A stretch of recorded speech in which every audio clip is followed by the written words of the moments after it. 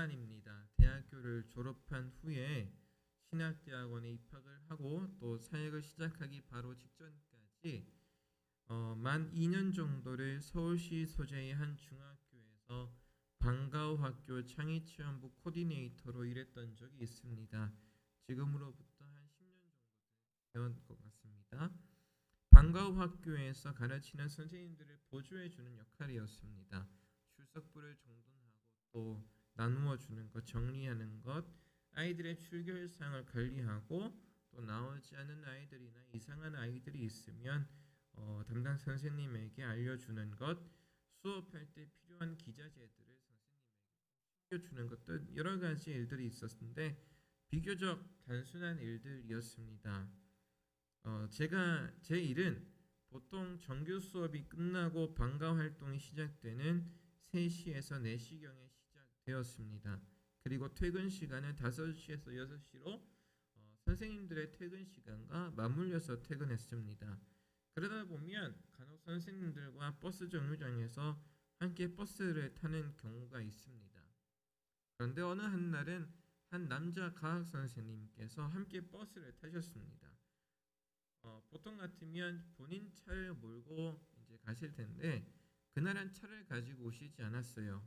그래서 이제 버스에 같이 타서 앞자리에서 이제 같이 옆자리에 앉아서 이런저런 이야기를 나눴습니다. 그 중에서 아직도 제 기억에 남는 이야기를 하나 하셨습니다. 제게도 선생님이라는 호칭을 붙이시면서 이야기를 하셨는데 이런 이야기예요. 요약을 하자면 선생님, 이제 저를 가르치는 말입니다. 선생님, 우리 학교가 되게 재미있는 학교인 거 아세요? 우리 학교는 서울시 소재 중학교 중에 가장 지원을 많이 받는 학교입니다. 그 말이 뭐냐면 정말 어려운 학생들이 많이 있는 학교라는 뜻입니다. 예를 들어서 선생님, 가출한 아이가 있어요. 정상적이라면 선생님이 부모님께 전화를 드려서 이 가출한 학생이 어디 있는지 행방을 찾아야 하는데 우리 학교는 이게 뒤바뀌었습니다. 부모님들이 선생님께 전화를 걸어서 자기 아이가 어디 있는지를 찾습니다. 그러면 선생님을 알려줍니다. 선생님들이 이 가출한 아이들의 행방을 알고 있는 이유가 무엇인지 아십니까? 그거는 학교에서 밥을 주기 때문입니다. 이 아이들이 집에서 가출했으니 밥을 먹을 데가 없고 밖에서 하루 종일 놀다가 학교에 점심시간 되어서야 학교에 등교를 해서 밥 먹고 다시 가출합니다. 그러면 선생님들이 아이들을 확인하고 부모님에게 연락을 하는 것이죠. 방과후 활동의 일환으로 아이들이 영화관에 가는 경우가 있잖아요. 그게 왜 그런 줄 아세요? 아이들이 태어나서 중학생이 될 때까지 영화관에 가본 적이 없어요. 서울 중심가의 학교인데도 말이죠. 이게 그 과학 선생님이 저에게 해주셨던 말입니다. 상상했던 것 이상이었습니다. 여러분, 이 중학교 학생들, 이 아이들은 주객이 전도된 세상에 던져져 있습니다. 책임을 다하지 않거나 책임을 다할 수 없는 사정이 있거나 각 가정마다 상황이야 다양하겠다만 결과적으로 이 아이들은 홀로 거친 세상을 살아가야 합니다. 한 철학자는 이 던져져 있는 것, 이 아이들의 상황 같은 사람의 모습을 인간의 실존이라 보았습니다. 그리고 그것을 가리켜서 이 철학자는 인간은 피투성의 존재라 부릅니다. 세상 속에 던져진 존재라는 뜻입니다. 사람은 이 세상 속에 어떻게 왔는지는 모르겠는데 던져졌고 이 던져진 사람들끼리 서로 관계를 형성하면서 나도 알아가고 너도 알아간다고 사람의 존재에 대해서 알아간다라고 이야기한 거예요. 그런데 실제로 여러분 우리가 관계를 맺으며 살아가는 이 던져진 세상에서 우리는 얼마나 그리고 자주 많이 서로를 아프게 하고 힘들게 합니까? 살아가는 것이 참 쉽지가 않습니다. 여러분, 던져진 사람처럼 오늘 본문에서 이스라엘은 들에 던져져 있습니다. 던져져서 그 스스로를 찾아갈 수 있으리라 생각했습니다. 가나안 사람들과 아모리 사람들과 헷 사람들과 관계를 맺으면서 나는 이스라엘이라고, 나는 발전할 수 있을 것이라고 생각했지만, 그러나 하나님의 관점에서 볼 때에 이스라엘은 던져져서 피투성이인 채로 살아가는 것이 이스라엘이었습니다. 그들은 하나님 안에 없음을 전혀 인지하지 못하고 있었습니다. 주는 객이 되고 객은 주로 섬기면서 더 나을 것이 있을 줄 알았지만, 이스라엘이 당면한 삶의 결과는 얽히고 찢겨 성한 곳이 없는 피투성이인 몸과 마음뿐이었습니다. 그런 이스라엘을 향하여서 하나님께서는 오늘 거듭 말씀하십니다. 너는 살아있으라. 피투성이라 하더라도, 던져져 있다 하더라도, 온몸이 찢겨 있다 하더라도 너는 살아있으라고 하나님께서는 말씀하십니다. 우리 글을 하나 보고 다시 나아갔으면 좋겠습니다. PPT 한 번만 보여주십시오. 김훈이라는 우리나라의 대표적인 작가가 공터에서라는 책을 내었는데, 그 중에 작중 인물인 박상희가 마차새라는 주인공에게 하는 편지 글입니다. 한번 제가 여러분 읽어드릴 테니까 한번 보십시오. 요즘엔 우리가 아무데도 기댈 곳 없이 제 구멍을 제가 파고 스스로 핫하야 하는 야생동물이라는 생각이 들어. 겨울 풍경을 배경으로 해서 몸으로 세상의 시간과 공간을 감당하는 새들의 목숨을 그려보고 싶었는데 잘 되지 않아. 마음속에는 그림이 다 그려져 있는데 화폭 위에 옮겨 놓으려면 잘 되지 않아. 요즘 꽃핀 벚나무를 그리고 있는데 그림 속에 시간의 흐름을 표현하기가 힘들어. 핀 꽃이 아니라 피어오는 꽃, 피어있는 꽃을 그리고 싶어. 그걸 그리자면 밑그림 없이 바로 붓질을 해야 되는데 그게 쉽지 않아. 그것 때문에 우울하지는 않아. 화폭에서 안 되면 내 마음속의 그림을 소중히 여기며 살겠어. 한 생애가 연습으로 끝나도 괜찮다고 생각하고 있어. 이 박상이라는 인물의 여러 편지를 제가 잘라가지고 붙여서 한꺼번에 읽어드렸는데, 이 박상이가 이 마차새에게 이야기하고 싶은 것은 그것입니다. 우리가 아픈 곳을 스스로 핫하게 하는 처절한 세상을 산다고 하더라도 마음속에 있는 것을 그려내기 위해 애써야 한다고, 그렇지 못해도 마음속에 있는 그림을 소중히 여기면서 살아야 한다는 내용입니다. 여러분, 주객이 전도된 세상을 우리는 살아갑니다. 하나님의 사람으로 살기 쉽지 않은 처절한 세상을 여러분은 살아가고 있습니다. 그런데 여러분, 처절한 세상 속에 있는 여러분을 향하여서 다시 살라고 피투성이라도 살아있으라고 외치시는 하나님의 음성을 듣고 계십니까? 세상이 아닌 여러분의 주님을 보고 계십니까?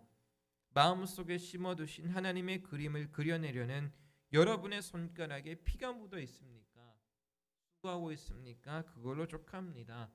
하나님께서 여러분을 다시 살리실 겁니다.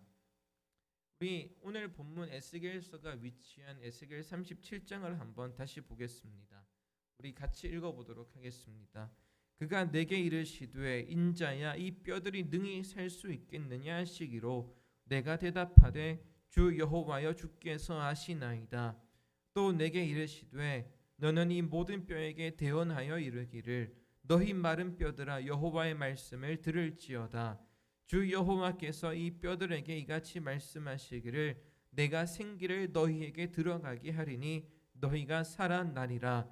너희 위에 힘줄을 두고 살을 입히고 가죽으로 덮고 너희 속에 생기를 넣으리니 너희가 살아나리라. 또 내가 여호와인 줄 너희가 알리라 하셨다 하라. 여러분, 기가 막힌 세상을 살아가는 여러분을 하나님께서는 분명 다시 살리실 것입니다.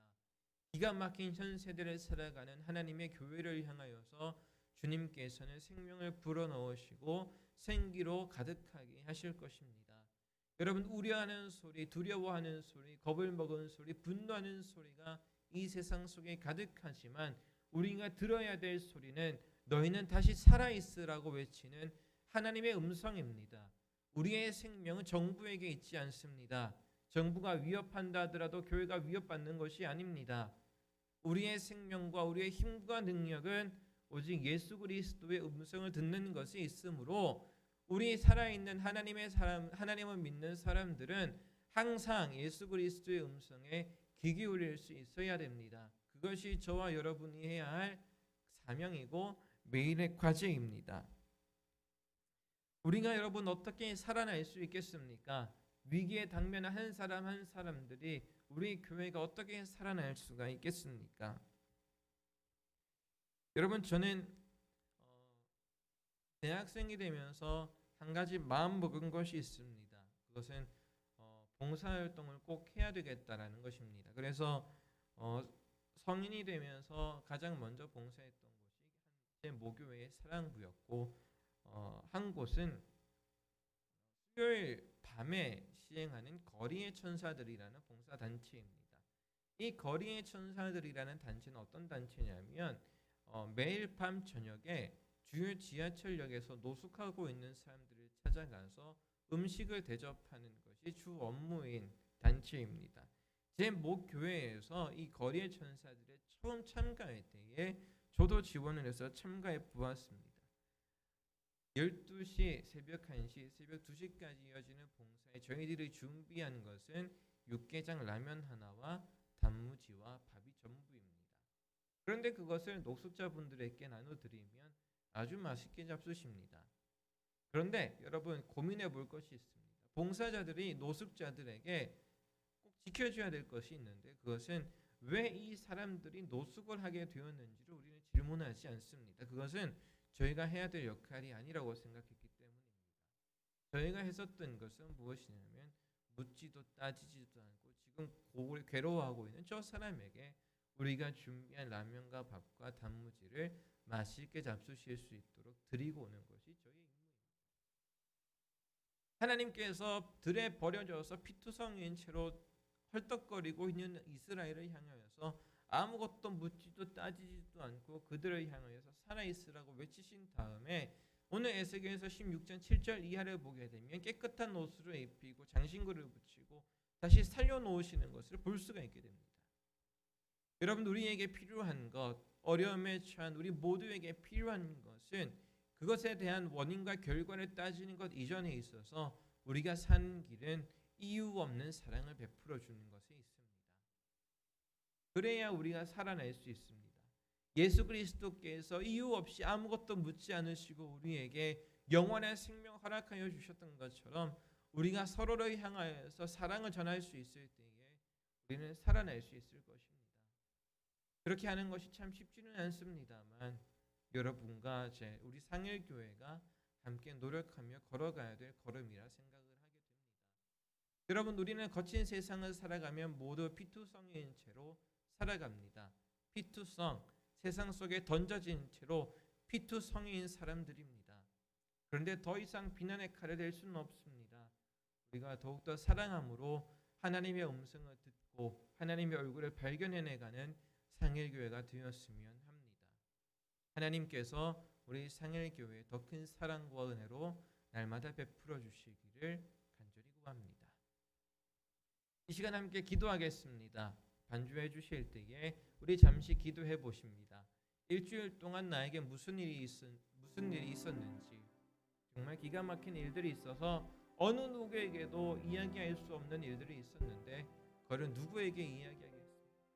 여러분에게 다가오셔서 들으시고 말씀하시며 살아있으라고 지치지 말고 너희는 일어나라고 말씀하시는 하나님의 음성을 여러분들이 들을 수 있기를 바랍니다.